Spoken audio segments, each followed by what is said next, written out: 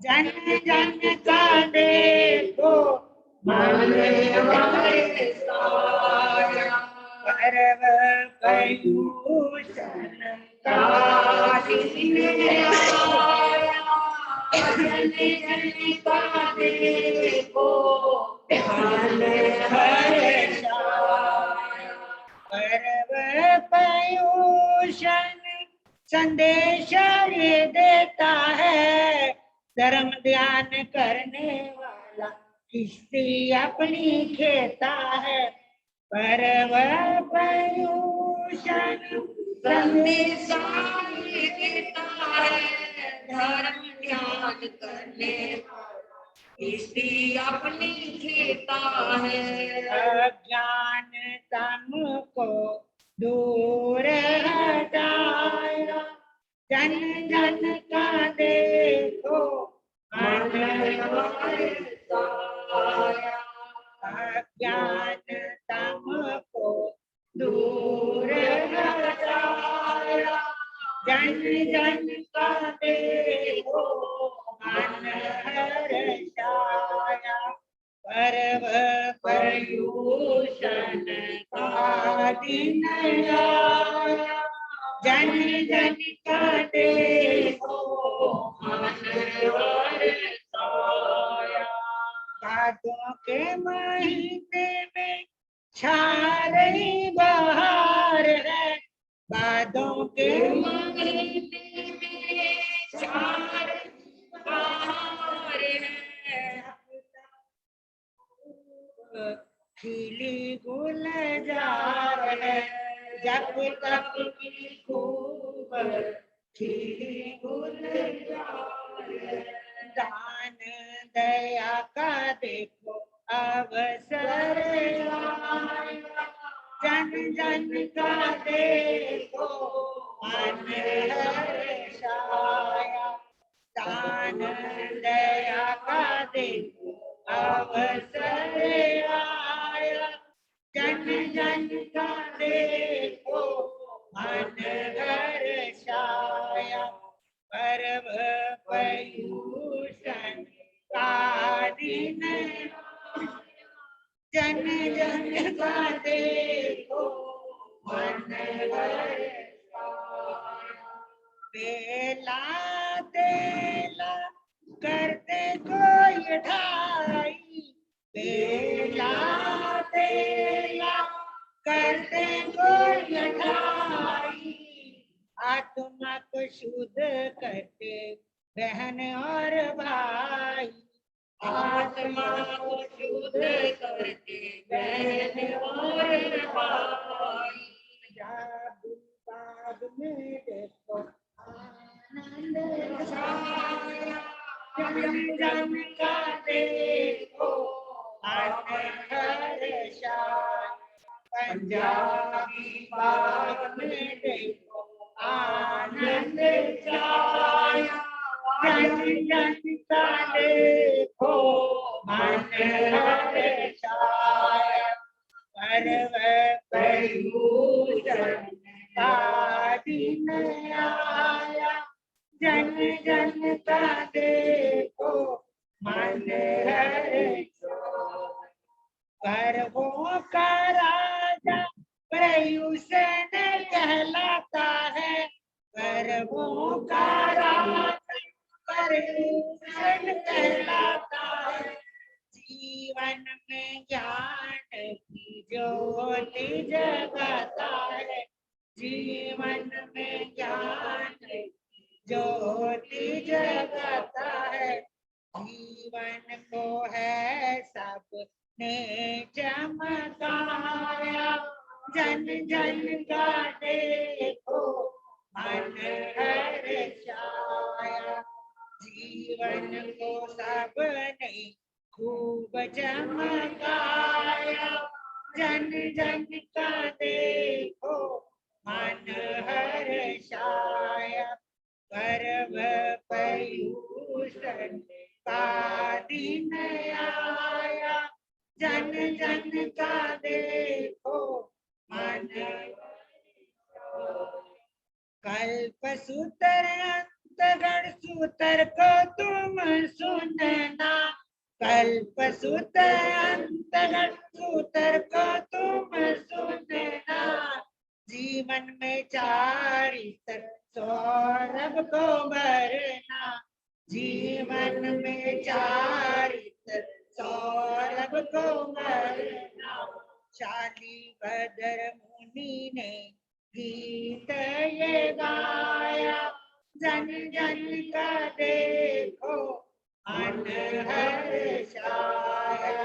शालिभद्र मुनि ने गीत ये गाया, जन जन का देखो मन हर्षाया। भूषण का दिन आया, जन जन का देखो मन हर्षाया। कैसा सुंदर जप तप का है अवसर आया, कैसा सुंदर जप तप का है अवसर आया। भूषण का दिन आया, जन जन का देखो मन हर्षाया। भूषण का दिन आया, जन जन का देखो मन हर्षाया। जन जन का देखो मन हर्षाया। हास हास हास हास। एक हमारे पिंकी महाराज की तपस्या भी है, और दूसरी ओर मंगलमय प्रभात विभाग प्रदूषण पर भजन भी गाते हैं, सूत्र भी बहुत सुंदर वादनी करते हैं, लेकिन तपस्या के कारण से इस बार पिताजी महाराज पूरा लाभ, उसमें आवाज नहीं है। तपस्या के कारण हमारे उदिता जी महाराज लाभ ले रही हैं, और हमारे पिंकी जी महाराज भी बहुत अच्छा अंतगढ़ और क्या है सूत्र का लाभ लेते हैं, लेकिन इनकी तपस्या भी चलती है। और इस बार कोविड के बहुत चक्कर रहे हम सभी को, तो इस कारण से भी थोड़ा वीकनेस में, नहीं तो ये तो 28 में चलते फिरते 28 करने वाली साथी है। श्री महावीर शासन सदा जय हो, सदा जय हो। श्री महावीर शासन सदा जय हो, सदा जय हो। सुधर्मा स्वामी के गण की सदा जय हो, सदा जय हो। सुधर्मा स्वामी के गण की सदा जय हो, सदा जय हो।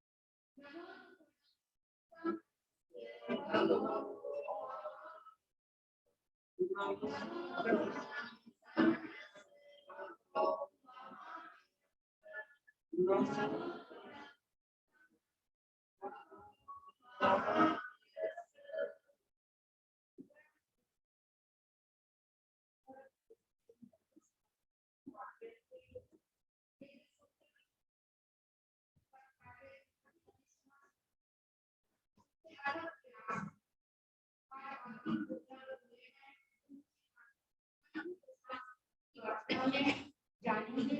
कल हमने तृतीय वर्ग का 5वां अध्याय प्रारंभ किया था।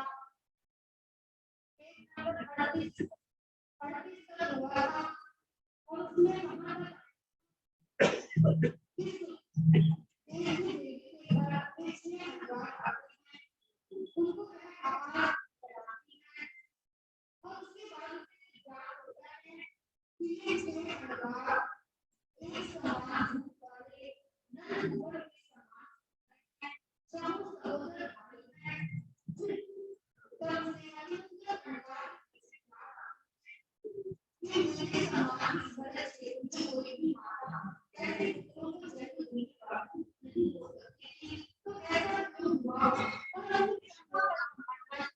करने के लिए वह वरिष्ठ नेमी भगवान के चरणों में जाती है और भगवान वरिष्ठ नेमी उसकी शंका का समाधान करते हैं।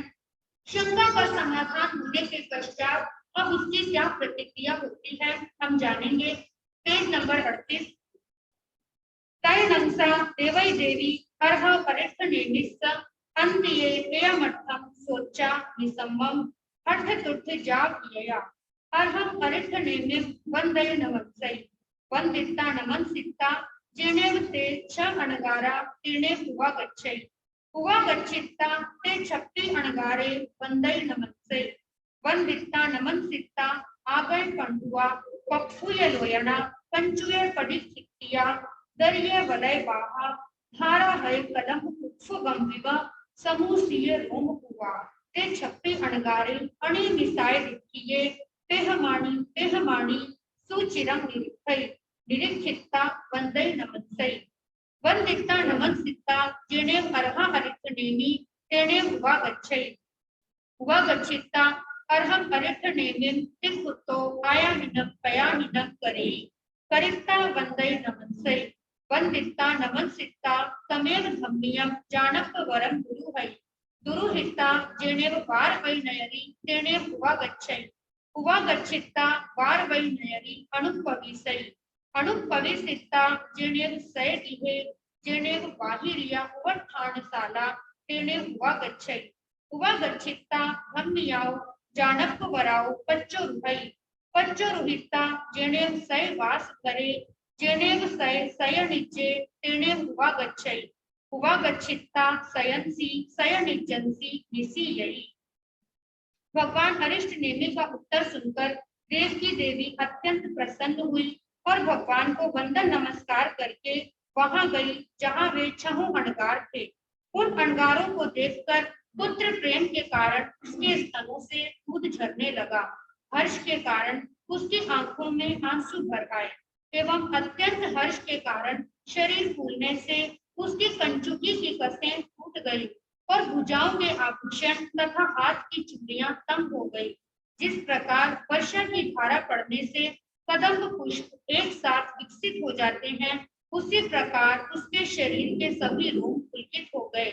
वह उन छहों अणगारों को अनिमेष दृष्टि से देखती हुई बहुत काल तक निरखती रही और बाद में उन्हें वंदन नमस्कार किया। छहों मुनियों को वंदन नमस्कार करके भगवान अरिष्ट नेमी के समीप आई और भगवान को 3 बार आदक्षिण प्रदक्षिण करके वंदन नमस्कार किया। वंदन नमस्कार करके अपने धार्मिक रथ पर चढ़कर द्वारिका नगरी के मध्य में होकर क्रमशः अपनी बाहरी प्रस्थानशाला के निकट पहुंची। फिर धार्मिक रथ से उतरकर और अपने भवन में प्रवेश कर सुकोमल शैया पर बैठी। से देवये देविये अयम अच्छत्थिये चिंतिये पत्थिये मनोगये संकप्पे समुपन्ने एवं खलु अहम सरिसय जाव नल कुबर समाने सप्तपुत्ते पयाया नो चेवनम मय एकस्य विबाधत तनय समनु हुए स्त्रियणं कंठे वासुदेवे छन्नं मासानं ममं अंतियं पाय वंदय अहुमागच्छै तम धन्नाव नम ताओ अम्माओ जासिन मन्ने नियग कुच्छिन संभुयाय थन दुध लुद्धयाय महुर समुल्ला वयाय मम्मन पंजम पियाय थन मूल कख देश भागम अभिसर मनाई मुद्धयाय पुनो यह कोमल कमलो वमेहिं हथेहिं गिन्हि ऊन उच्छंगे दिवेसियाय गिरती समुल्ला वय सुमहुरे पुनो पुनो मंजुलक बढ़िए अहं न अधन्ना अपुन्ना अकय पुन्ना एक तो एक यरवबी न पत्ता ओहय मन संकप्पा जाग जियायै इमं चनम से कण्ठे वासुदेवे न्याय जाग दूसिये देवये देविये पाय वंदय अपमागच्छै तैनं से कण्ठे वासुदेवे देवैं देवी पासै पासिता देवये देविये पायक गमनं करेई करिता देवैं देवीं एवं वयासी अन्नयानं अम्मु तुभ्ये ममं पासिता हठ जाव भवः किन्नम अम्मु अज तुभ्ये ओहय जाग जियायः। उस समय वह देवकी पुत्र संबंधी चिंता से युक्त हो अभिलषित विचार अपने मन में इस प्रकार करने लगी। मैंने आकृति वय और कांति में एक समान यावत नल कुबर के समान 7 पुत्रों को जन्म दिया, किंतु उन पुत्रों में से किसी भी पुत्र की बाल क्रीड़ा के आनंद का अनुभव नहीं किया। यह कृष्ण भी मेरे पास चरण बंधन के लिए 6-6 महीने के बाद आता है। वास्तव में वे माताएं धन्य हैं, भाग्यशालिनी हैं, जिनकी कुक्षी से उत्पन्न हुए बच्चे स्तनपान करने के लिए अपनी मनोहर तोतली बोली से आकर्षित करते हैं। मम्मड़ शब्द करते हुए स्तन मूल से लेकर पक्ष भाग तक के भाग में अभिसरण करते रहते हैं। फिर वे मुग्ध बालक अपनी माँ के द्वारा कमल के समान कोमल हाथों से उठाकर गोदी में बिठाए जाने पर दूध पीते हुए अपनी माँ से तुतले शब्दों में बातें करते हैं और मीठी मीठी बोली बोलते हैं। मैं अधन्य हूँ, मैं अपुण्य हूँ, मैंने पुण्य नहीं किया, इसी से मैं अपनी संतान की बाल क्रीड़ा के आनंद का अनुभव नहीं कर सकी। इस प्रकार वह देवकी खिन्न हृदय होकर आर्तध्यान करने लगी। वह इस प्रकार का चिंतन कर ही रही थी कि कृष्ण वासुदेव स्नान आदि करके वस्त्राभूषणों से अलंकृत होकर देवकी देवी के चरण वंदन करने के लिए उपस्थित हुए। उन्होंने अपनी माता को उदास एवं चिंतित देखा। उनके चरणों में नमस्कार करते इस प्रकार पूछने लगे, हे माता, जब मैं पहले तुम्हारे चरण वंदन करने के लिए आता था तब मुझे देखकर तुम्हारा हृदय आनंदित हो जाता था, परंतु आज तुम्हारा मुख उदास और चिंतित दिखाई दे रहा है। हे माता, इसका क्या कारण है? तैनंसा देवै देवी कण्ठं वासुदेवं एवं वयासी एवं खलु अहं पुत्ता सरिसय जाव समाने सत्त पुत्ते पयाया नो चेवनं मय एगस्वी बालत्तने अनुभूये तुमं प्रियनं पुत्ता ममं छन्नं छन्नं वासानं अन्त्यं पाय वन्दय हपमागच्छसि तं धन्नाव नमताओ अम्मयाव जाव जियामि तैनं कण्ठे वासुदेवे देवैं देवी एवं वयासी मानं तुभ्ये अम्मु ओहय जाव जियायः अहन्नं तहा वत्तिस्सामि जहानं ममं सहो यरे कणियसे भावे भविष्यै तिकट्टु देवैं देवीं ताहिं इट्ठाहिं कंताहिं जाव बभूहिं समासा सिक्ता तौ पडिनिक्तमित्ता जेनेव कोसः साला तेनेव हुआ गच्छित्ता जहाँ अभौ नवरं हरिणेव मेसिस अट्ठम भत्तम पगिन्है जाव अंजलिं कर्तु एवं वयासी इच्छामिनं देवानुप्रिया सहो यरं पणियसं भाव्यं विदिन्नम्। तब देवकी देवी ने कहा, हे पुत्र, मैंने आकृति वय और कांति में एक समान नल कुबर के सदृश सुंदर 7 पुत्रों को जन्म दिया, परंतु मैंने एक की भी बाल क्रीड़ा के आनंद का अनुभव नहीं किया। हे पुत्र, तुम भी मेरे पास चरण बंधन करने के लिए 6-6 मास में आते हो, इसलिए मैं अनुभव करती हूँ कि वे माताएं धन्य हैं, पुण्यशालिनी हैं। उन्होंने पुण्याचरण किया है जो अपनी संतान की बाल क्रीड़ा के आनंद का अनुभव करती हैं। मैं अधन्य हूँ, अकृत पुण्य हूँ। इसी बात को सोचती हुई मैं उदासीन होकर आर्तध्यान कर रही हूँ। माता की बात सुनकर कृष्ण वासुदेव ने कहा, हे माता, अब तुम आर्तध्यान मत करो। मैं ऐसा प्रयत्न करूंगा कि जिससे मेरे एक सहोदर छोटा भाई उत्पन्न हो। ऐसा कहकर अभिलषित प्रिय और मधुर वचनों से माता को विश्वास और धैर्य बंधाया। इसके बाद वहां से निकलकर कृष्ण वासुदेव कौशलशाला में आए और जिस प्रकार अभय कुमार ने अष्टम भक्त स्वीकार करके अपने मित्र देव की आराधना की थी, उसी प्रकार कृष्ण वासुदेव भी अष्टम भक्त करके हरिणेगमेशी देव की आराधना करने लगे। आराधना से आकृष्ट हरिनेश मेशी देव वहां उपस्थित हुआ और कृष्ण वासुदेव से इस प्रकार कहने लगा, हे देवानुप्रिय, आपने मेरा स्मरण क्यों किया? मैं उपस्थित हूँ, कहिए आपका क्या मनोरथ है? तब कृष्ण वासुदेव ने दोनों हाथ जोड़कर उस देव से कहा, हे देवानुप्रिय, मेरे एक सहोदर लघु भ्राता का जन्म हो, यह मेरी इच्छा है। तय नंग से हरिनेश मेसी देवे कण्हम वासुदेवे एवं वयासी कोहिनी नंग देवानुप्रिया तब देव लोय चुए सहोयरे कणि यसे भावे से नंग उन्मुक्त बाल भावे जो पण गमनु पत्ते अर्हव अरिठ निमिष अंतियम मुंडे जाग उपैसई कण्हम वासुदेवम दो चमकी तत् चमकी एवं वयई वैसा जामेव दिसम पाउ हुए तामेव दिसम पड़ी गए। तय नंग से कंठे वासुदेवे को सहसालाव पड़ी निकुमिता जेने उवै देवी तेने उवा गच्छिता देवय्य देवीये पायल गमनं करेई करिता एवं वयासी कोहिनम अम्मो ममम सहोयरे कणियसे भौति कट्टु देवै देवी विठाहि जाव आशा सिक्ता जमेव दिसम पाउ हुए तामेव दिसम पड़ी गए। तय नंसा देवै देवी अन्नया कयाई तंसी तारी सगंसी जाग सिंहम सुमिने पासित तानक पड़ी गुत्था जाग हठ तुठ हिया गभम सुहम सुहेनम परिवगई। इसके बाद उस हरिनेक मेशी देव ने कृष्ण वासुदेव से इस प्रकार कहा, हे देवानुप्रिय, देवलोक का एक देव वहां की आयुष्य पूर्ण करके तुम्हारा सहोदर लघु भ्राता होकर जन्म लेगा और बाल्य अवस्था बीतकर युवावस्था प्राप्त होते ही भगवान अरिष्ट नेमि के पास मुंडित होकर भिक्षा लेगा।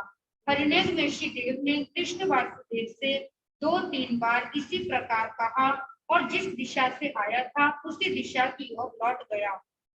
इसके बाद कृष्ण वासुदेव कौशलशाला से निकलकर देवकी देवी के पास आए, चरण बंदन किया और इस प्रकार कहा, हे माता, मेरे एक सहोदर लघु भ्राता होगा, आप चिंता मत करो, आपके मनोरथ पूर्ण होंगे।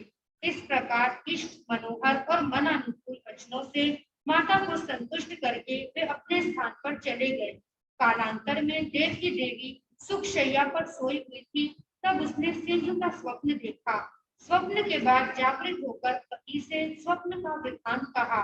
अपने मनोरथ की पूर्णता को निश्चित समझकर देवकी का मन हृष्ट तुष्ट हो गया। वह सुख पूर्वक गर्भ का पालन करने लगी। तय नंग देवै देवी नवन नंग मासानंग जा सुमना रक्त बंधु जीवय लखहारस सरस पारिजातक तरुण दिवायर समपभम सब नयन कंतम सुकुमालम जाव स्वरूपम गए तालुय समानम दारयम कयाया जम्मनम जहां मेघ कुमारे जाव जंघानम अम्हम इमे दारय गए तालु समाने तम हो नम अम्हम यस दारयस नाम भेजे गज सुकुमाले तैनम तस्य दार्गस अम्मा पियरो नामम करे गए सुकुमाले ती शेषम जहां में है जाव अलग भोग समथे जाए यावी बुद्धा तत्र नंग बार वैय नैरिये सोमिले नामम माहने परिवसई अथे व्युवेय जाव सुपरिमिथिये व्यावि होता तस्य नंग सोमिलस्य माहनस्य सोम सिरि नामम माहनी होता सुकुमाला तस्य नंग सोमिलस्य माहनस्य गुया सोम सिरिये महनीय हत्तया सोमा नामम दारिया होता सुकुमार जाव सुवा भूमेनम जाव लावण्यनम उत्कीर्था उत्कीर्थ शरीरा यावी होता तय नंसा सोमा दारिया अन्नया कयाई नहाया जाव विभूसिया बहुहिन कुछ जाहिन जाव परिचित्ता सयाव विहाव पड़ी निकुमित्ता जेने राय मगे तेने हुआ गच्छिता राय मगंसी कनक तिंदु सयनम कीलमानी चित्तई। 9 महीने 7.5 दिन बीतने पर देवकी ने जपा कुसुम बंधक पुष्प लाक्षारस पारिजात तथा उदय होते हुए सूर्य के समान प्रभा वाले और सभी के नयन को सुख देने वाले अत्यंत कोमल यावत सुख गज के तालु के समान सुकोमल बालक को जन्म दिया। जिस प्रकार मेघ कुमार के जन्म के समय उनके माता पिता ने महोत्सव किया, उसी प्रकार देवकी और वासुदेव ने जन्म महोत्सव किया।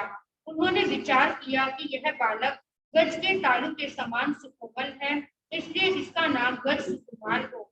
ऐसा विचार कर माता पिता ने उस बालक का नाम गज सुकुमार रखा। गज सुकुमार का बाल्यकाल से लेकर यौवन तक वृत्तांत मेघ कुमार के समान जानना चाहिए। उस द्वारिका नगरी में सोमिल नाम का एक ब्राह्मण रहता था। वह धन धान्य आदि से समृद्ध था और ऋग्वेद, यजुर्वेद, सामवेद, अथर्ववेद इन चारों वेदों का सांगोपांग ज्ञाता था। उस ब्राह्मण की पत्नी का नाम सोमश्री था। वह अत्यंत सुकुमार एवं सुरूप थी। सोमेश ब्राह्मण की पुत्री एवं सोमश्री ब्राह्मणी की अंगजात सोमा नाम की कन्या थी, जो सुकुमार यावत रूपवती थी और आकृति तथा लावण्य में उत्कृष्ट थी। वह सोमा बालिका पांचों इंद्रियों से परिपूर्ण एवं अवयवों की यथावत स्थिति के कारण उत्कृष्ट शरीर शोभा वाली थी। एक दिन सोमा बालिका स्नान आदि करके तथा वस्त्राभूषणों से अलंकृत होकर अनेक उपजा दासियों से तथा अन्य दूसरी दासियों से घिरी हुई अपने मार्ग से निकलकर राजमार्ग पर आई और वहां सोने की गेंद से खेलने लगी। तेनम कालेनम तेनम समयनम अर्हा अरिथनेमि समोसठे परिसा निकया तैनम से कण्हे वासुदेवे इन्हीं से कहाय लथठे समाने नहाय जागुसिये गए सुकुमारेणम कुमारेणम सत्यम हथि खंग वर्गय सकोरंट मल्लदामेणम छत्तेणम हरिजमानेणम सेयवर चामराहेन उद्युगमानेहिन वारवल्य नयनिये मच्छम मच्छेणम अर्ह अरिथनेमिस पाय वंदय विगच्छमाने सोमम दार्यं पासै पासिता सोमाय दार्याय रुगेणय जोपनेणय जाब विज्ञे तैनम से कण्हे वासुदेवे कोडुम्बियपुरी से सद्दा गई। सद्दा वित्ता एवं वयासी गच्छहनं तुभे देवानुप्रिया सोमिलम महनं जायता सोमम दार्यं गिन्है गिन्हिता कन्नं तेवरंसी पक्षी वह तैनं देसा वै सुकुमारस्य कुमारस्य भार्या भविष्यै तैनं ते कोडुम्बियपुरीसा जाव पक्षीवंती तैनं ते कोडुम्बियपुरीसा जाव कच्छपिनंती। उस काल उस समय में भगवान वरिष्ठ देवी द्वारिका नगरी में पधारे। परिषद धर्म कथा सुनने के लिए गई। कृष्ण वासुदेव ने भी भगवान का आगमन सुनकर स्नान किया और वस्त्राभूषणों से अलंकृत होकर अपने छोटे भाई गज सुकुमार के साथ हाथी पर बैठे। कोरंट फूलों की माला से युक्त छत्र तथा भिंजाते हुए चामरों से सुशोभित कृष्ण वासुदेव द्वारिका नगरी के मध्य होते हुए भगवान हरिष्ठ नेमि की सेवा में जाने के लिए निकले। कृष्ण वासुदेव ने राजमार्ग में खेलती हुई उस सोमा कन्या को देखा। उसके रूप लावण्य और कांति युक्त यौवन को देखकर कृष्ण वासुदेव को अत्यंत आश्चर्य हुआ। सोमा को देखकर कृष्ण वासुदेव ने अपने सेवकों को बुलाकर इस प्रकार आज्ञा दी, हे देवानुप्रिय, तुम सोमिल ब्राह्मण के पास जाओ और उससे इस कन्या की याचना करो। तत्पश्चात इस सोमा कन्या को कन्याओं के अंतःपुर में पहुंचा दो। यह गज सुकुमार की भार्या होगी। इस आज्ञा को पाकर वे राजसेवक सोमिल ब्राह्मण के पास गए और उससे कन्या की याचना की। राजपुरुषों की बात सुनकर सोमिल ब्राह्मण अत्यंत प्रसन्न हुआ और अपनी कन्या को ले जाने की स्वीकृति दे दी। राजपुरुषों ने सोमा कन्या को ले जाकर कन्याओं के अंतःपुर में रख दी और कृष्ण वासुदेव को इस बात की सूचना दे दी। कण्हे वासुदेवे वारवल्य नयनिये मध्यम मच्छेणं निर्गच्छिता जेने सहस्रंग बणे जाने जाव कच्चु वासई तैनं अर्हा हरिथनेमि कण्हस्य वासुदेवस्य गए सुकुमारस्य कुमारस्य तीसे यह धम्म कहा कण्हे पड़ी गए। तैनं से गए सुकुमारे कुमारे अर्हा हरिथनेमिस्य अंतियम धम्मम सोचा जम नवरंग अम्मा पियरंग अपुच्छामी जहां मेरे नवरंग वही लिया वज्जन जाव बटिये खुले। तत्पश्चात कृष्ण वासुदेव द्वारिका नगरी के मध्य में होते हुए सहस्त्राम्र वन उद्यान में पहुंचे। भगवान हरिष्ठ नेमि को वंदन नमस्कार किया और परिपासना करने लगे। भगवान ने कृष्ण वासुदेव गज सुकुमार कुमार तथा विशाल परिषद को धर्मोपदेश दिया। धर्मोपदेश सुनकर कृष्ण वासुदेव अपने भवन की ओर चले गए। भगवान का धर्मोपदेश सुनकर कृष्ण वासुदेव तो चले गए, किंतु भगवान की वाणी सुनकर गज सुकुमार कुमार को वैराग्य उत्पन्न हो गया। उन्होंने हाथ जोड़कर भगवान से निवेदन किया, हे भगवान, मैं अपने माता पिता से पूछकर आपके पास दीक्षा ग्रहण करूंगा। इस प्रकार मेघ कुमार के समान भगवान को निवेदन कर अपने घर आए और माता पिता के समक्ष अपना अभिप्राय प्रकट किया। माता पिता ने दीक्षा की बात सुनकर उनसे कहा, हे वत्स, तुम हमें बहुत इष्ट एवं प्रिय हो। हम तुम्हारा वियोग सहन करने में समर्थ नहीं है। अभी तुम्हारा विवाह भी नहीं हुआ है, इसलिए पहले तुम विवाह करो। कुल की वृद्धि करने के बाद तुम दीक्षा ग्रहण करना। इस प्रकार माता पिता ने गर्भ सुकुमार कुमार से कहा। तैनं कंठे वासुदेवे इंगिष्टे कहाय लठठे समाने जेनेव गए सुकुमाले कुमारे तेनेव हुआ गच्छै हुआ गच्छिता गए सुकुमालम कुमारम आलिंग गई आलिंगिता उच्छंगे निवेशिता एवं वयासी तुमम नम ममम सहो यरे कणीयसे भाया तंग मानम तुमम दिवानुक्रिया कियानिं अर्हव अरिष्ठ निर्मिस अंतिये मुंडे जा पग याही अहन्नं तुम्हें बार वये नैरिये महया मन्या रायाभिषेणं अभिषिंचित स्वामी तैनं से गए सुकुमाले कुमारे कंठेनं वासुदेवेनं एवं भूते समाने तुसीनिये संचित्तै तैनं से गए सुकुमाले कुमारे कंठं वासुदेवं अम्मा पियरो य दो चंपी तच्चंपी एवं वयासी एवं खलु देवानुक्रिया मानुषतया कामा असूय असासया बंता सवा जाव विप्प जहि यव्वा भविष्यन्ति तम इच्छामि नं देवानुक्रिया तुभ्येहि अभनुन्नाय समाने अर्हव अरिष्ठ नेमिस्स अंतिये जाव पवैत्रे।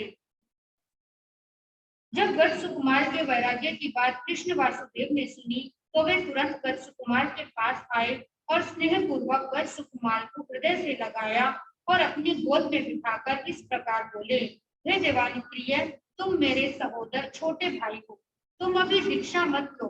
मैं बड़े ठाट बाट के साथ तुम्हारा राज्याभिषेक करके तुम्हें इस द्वारिका का राजा बना दूंगा। कृष्ण वासुदेव के ये वचन सुनकर गर्भ सुकुमार कुमार मौन रहे। उसके बाद गर्भ सुकुमार कुमार ने कृष्ण वासुदेव और अपने माता पिता से 2-3 बार इस प्रकार कहा, हे देवानुप्रियो, काम भोग का आधारभूत यह स्त्री पुत्र संबंधी शरीर मल मूत्र कफ वमन पित्त शुक्र और शोणित का भंडार है। यह शरीर अस्थिर है, अनित्य है, सड़न गलन और नष्ट होने धर्म से युक्त होने के कारण आगे पीछे कभी न कभी अवश्य नष्ट होने वाला है। यह अशुचि का स्थान है, वमन का स्थान है, पित्त कफ शुक्र एवं शोणित का भंडार है।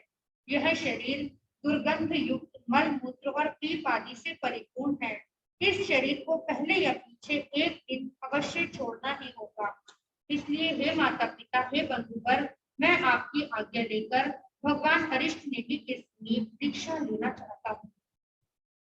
तैनं तं वै सुकुमालम कुमारम कंठे वासुदेवे अम्मा पियरो य जाहेनो संचाहेन बहुयाहिन अणुलोमाहिन जाव आग वित्तय ताहे अकामायन चेत एवं वयासी तम इच्छामो नंते जाया एक दिवसम अभी रज्ज श्रीं पासितय निखमणं जहा महाबलस जाव तमानाय तहा जाव संजमितय से गए सुकुमाले अनगारे जाए क्रिया समिये जाव उत्त बभुयारी तैनं गए सुकुमाले अनगारे जम चेव दिवसं पपये तस्सेव दिवसस्य हुवा वरण कार्य समयंसी जेनेव अर्हा अरिष्ठ नेमि तेनेव हुवा गच्छिता अर्हं अरिष्ठ नेमिं तिप्पुत्तो आया हिनं कया हिनं करी परित्ता वंदे नमस्सै वंदित्ता नमंसिता एवं वयासी इच्छामि नम्भन्ते तुभ्येहि अभनुन्नाय समाने महाकालंसी सुसानंसी एगराय्यम महापडिमं मुख संपज्जित तानं विहरितय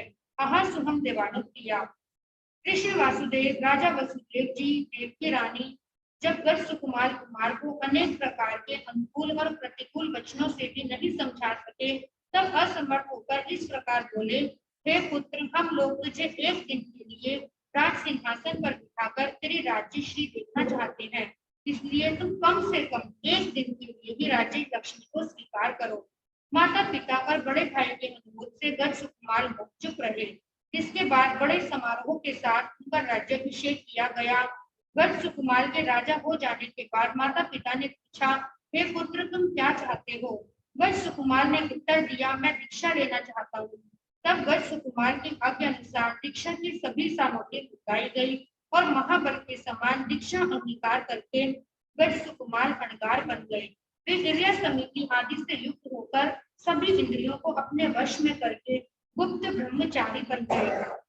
उसके बाद वे गज सुकुमार अणगार जिस दिन प्रवर्जित हुए उसी दिन के चौथे प्रहर में भगवान अरिष्ट नेमि के पास आकर 3 बार विधि युक्त वंदन नमस्कार कर इस प्रकार बोले, हे भगवान, आपकी आज्ञा हो तो मेरी ऐसी इच्छा है कि महाकाल श्मशान में जाकर एक रात्रि की महाप्रतिमा स्वीकार करूं, अर्थात संपूर्ण रात्रि ध्यानस्थ होकर खड़ा रहूं। भगवान ने कहा, हे दिवानप्रिय, जैसा तुम्हें सुख हो वैसा करो। तैनं से गए सुकुमाले अणगारे अर्हया अरिष्ठ नेमिना अभनुनाय समाने अर्हं अरिष्ठ नेमिं वंदे नमन्से वंदिता नमनसिता अर्ह अरिष्ठ नेमिस्य अंतियाओ सहल संभवनाओ उज्जानाओ पड़ी निकमिता जेने महाकाले सुसाने तेने हुआ गच्छिता थंडिलं पड़ी ले गई पड़ी ले हिता उच्चार पार्श्वनं पड़ी ले गई पड़ी ले हिता ईसिन पभार गैनं कायनं जाग दो भी पायसा हट्टू एक रायं महापडिमं तुम संकज्जित ताणं विहरई इमं चरणं सोमिले महने सामी भेयस अठाए बार वयो नैरियो बगिया उप निगय समी हाउ य गब्धे य कुसे य पत्ता मोडयं च गिद्धई गिन हिता तव पड़ी निवर्तिता महाकालस्य सुसानस्य अदूर सामंतेनं वी वैमाने संध्या काल समयंसी पविरल मनुस्संसी गए सुकुमालम अणगारम पासई पासिता तंग वीरम सरई सरिता आसुरुते एवं व्यासी देश नंगो से गए सुकुमाले कुमारे और पत्रिये जाग परिवज्जिये जे नंगम भूयम सोम सिरिये भारियाए अत्ययम सोमम दारियम अधिष्ठ दोषपय्यम कालवर्तिनिन विपजहिता मुंडे जाग हो गईये। इस प्रकार भगवान से आज्ञा प्राप्त कर उन्होंने भगवान को वंदन नमस्कार किया।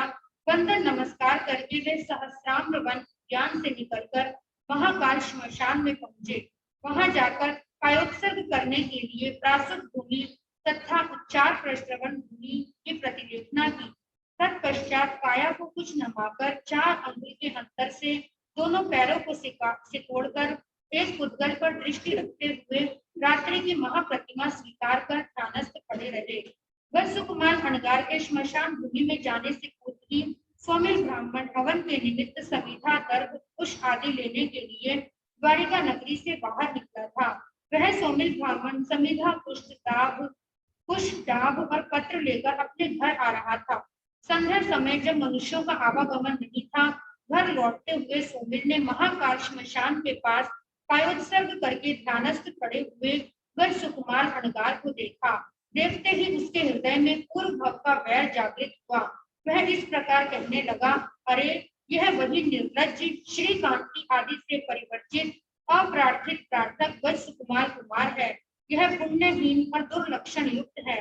मेरी भार्या सोमश्री की अंगजात मेरी निर्दोष पुत्री सोमा यौवन अवस्था को जो प्राप्त है उसे निष्कारण ही छोड़कर साधु बन गया है।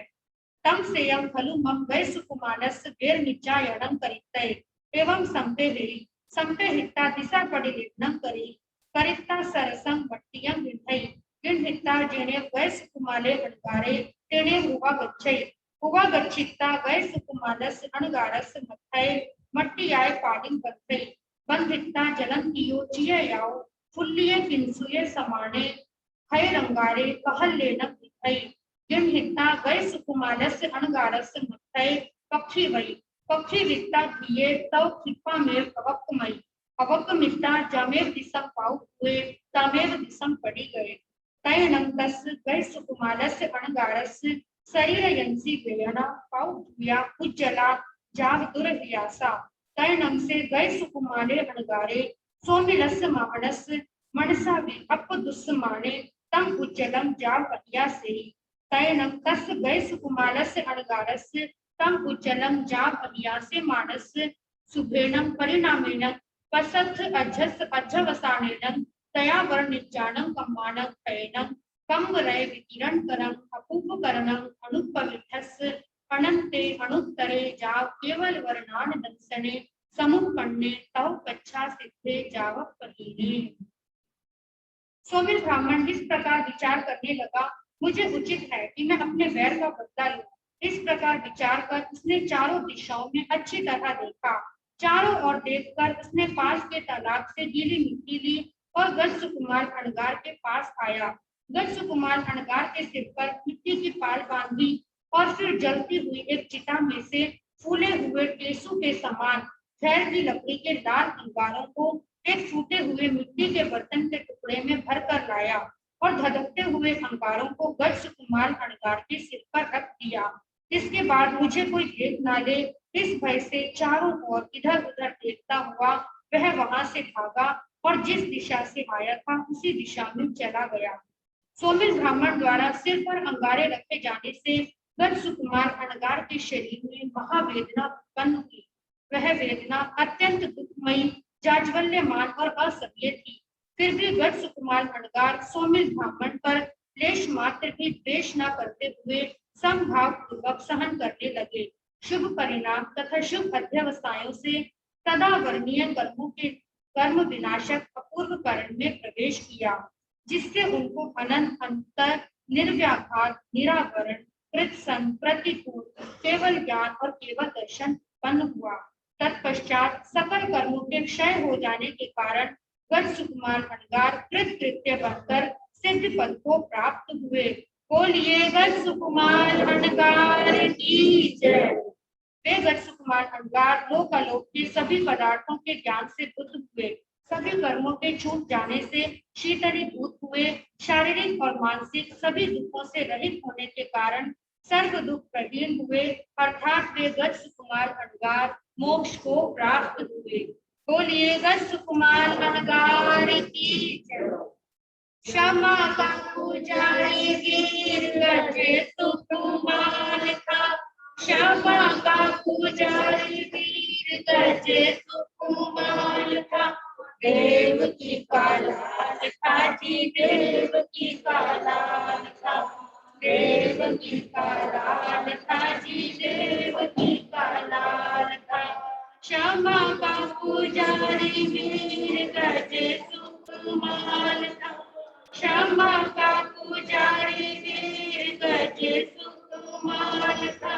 देव की का लाल था जी, देव की का लाल था, देव की का लाल था जी, देव की का लाल था। नेम भगवान की अनोखी ज्योत जग गई ज्ञान की, जग गई ज्ञान की। दुनिया का काटा मोह जाल था, संयम से दुनिया का काटा मोह जाल था। देव की का लाल था जी, देव की का लाल था, देव की का लाल था जी, देव की का लाल। पुजारी वीर गज सुकुमार था, क्षमा का पुजारी वीर गज सुकुमार था। देव की का लाल था जी, देव की का लाल था, देव की का लाल था जी, देव की का लाल था। आशीर्वाद दिया बड़े प्यार से, बेड़ा पार कर जाना बेटा संसार से, बेटा संसार से। आशीर्वाद दिया बड़े प्यार से, बेड़ा पार कर जाना बेटा संसार से, बेटा संसार से। यही बात बार बार कह रहा गोपाल था, यही बात बार बार कह रहा गोपाल था। देव की का लाल था जी, देव की का लाल था, देव की का लाल था जी, देव की का लाल।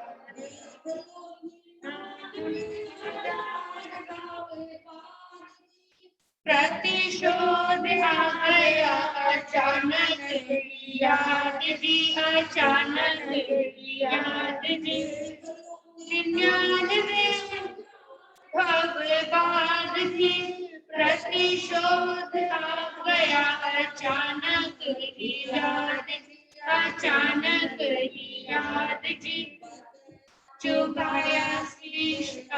अग्नि को डाला था, बदला चुकाया सिर पे अग्नि को डाला था।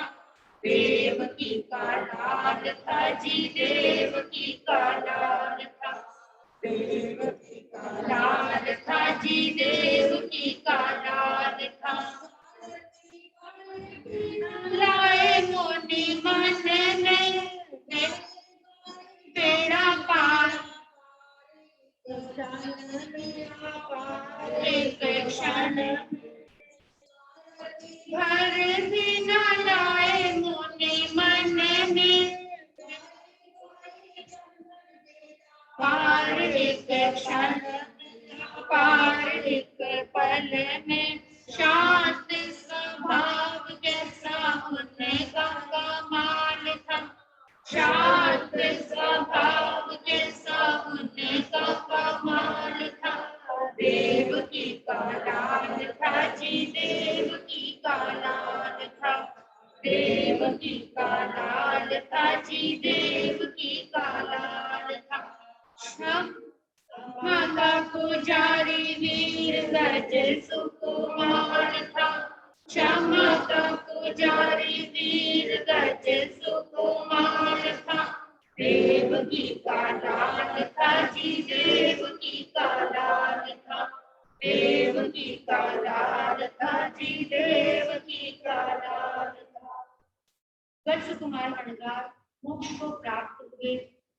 अब इसके पश्चात किस प्रकार कृष्ण वासुदेव को इस विषय में ज्ञात होता है और वो उसके पश्चात क्या करते हैं, आगे का वर्णन आएंगे, आप सुनने से ज्ञात होगा। श्री आगमे की परिणत्ते तन जहां कुत्तागमे अथागमे तदुभयागमे, एहवा श्री आगम ज्ञान के विषय जे कोई अतिचार लगा होते में आलो जंवा इधं गच्चा मेलियं वीणखरं अच्छखरं पैहीनं विनयहीनं जोगहीनं घोषहीनं सुट्ठुदिन्नं दुट्ठुपरिचयं अकाले कौ सज्जाऊ कालेन कौ सज्जाऊ असज्जायं सज्जायं सज्जायं न सज्जायं घंटा गुंटा विचारता ज्ञान वे ज्ञानवंत पुरुष की कोई अविनय असाधना की हो, तस्मिच्छामि दुक्कडं तस्मिच्छामि दुक्कडं तस्मिच्छामि